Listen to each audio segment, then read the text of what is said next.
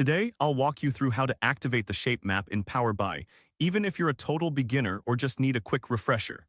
By the end of this guide, you'll know exactly how to create a world map in Power BI so you can visualize your data in a more engaging way. Let's get started by opening your Power BI dashboard. This is your main workspace where all the magic happens. Once you have your dashboard open, navigate to the top left corner of the screen. Click on the File menu. This is where you can access various settings and options for your Power BI experience. Next, from the drop-down menu, select Options and Settings, and then click on Options. This will take you to a new window where you can customize your Power BI settings. In the left sidebar of the Options window, look for the Global section. Under this section, click on Security. This is where you can manage the security settings related to your visuals. Now you will see a list of options. Find the checkbox for Maps and Filled Maps Visual. Make sure to check this box.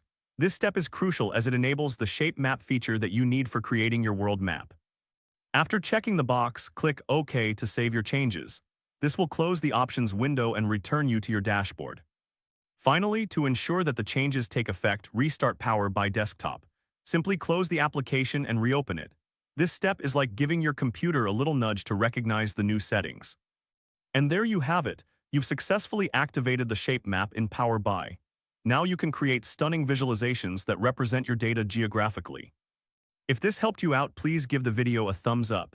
If you run into any issues, leave a comment below. Subscribe for more actionable guides. Thanks for watching.